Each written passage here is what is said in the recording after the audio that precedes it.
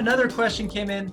Do clients ever get their body fat tested? And is this even necessary? So, Angela, I'm going to punt that one to you.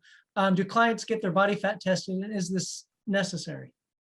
Uh, yes, they do. Lots of times. And as coaches, we love it when somebody has access to an actual high quality testing apparatus, where, I mean, there's a whole bunch of them on the market, or they can go to places and actually do something high level, bod pod, hydrostatic weighing, et cetera, et cetera, et cetera.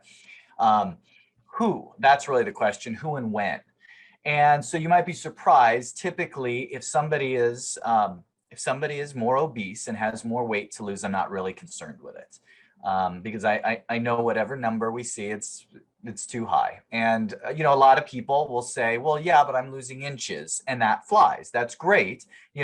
Johnny, he's 6'1", he's 230 pounds, and he's losing inches, and great. I'm all for it, Johnny.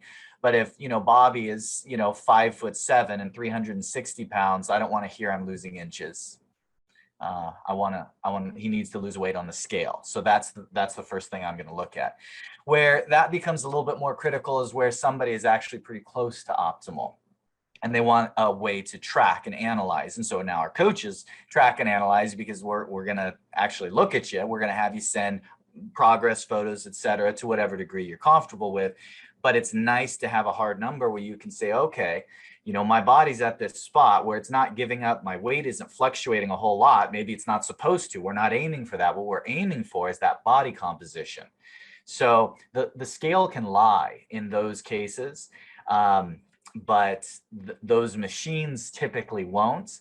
But here's a little tip. Neither will the mirror. The mirror won't lie. You'll look in the mirror. And have you ever had this happen? If anybody's done diets, workout programs, they've woken up, looked in the mirror, felt good, then stepped on the scale, and then it ruined their day. The scale can lie. The mirror doesn't. The mirror tells the truth. And I see this sometimes with people with recovering from either an injury or something that unexpected with their health. You can be fit and in shape at a pretty significant spectrum of sizes and weights. And you can be out of shape at a pretty significant spectrum of sizes and weights. And so that's where, of course, having a strategy to make sure that you stay progressive on all fronts is very useful. And yeah, measuring your body fat along the way is great. Don't start getting into the habit of doing it every 2 weeks. But every several months would be excellent, depending on what cycles. When you start a cutting cycle, or when you're at the top of a metabolic revving cycle, those are great times to bookmark and go, okay, let's see where we're at now. So I'm a big fan.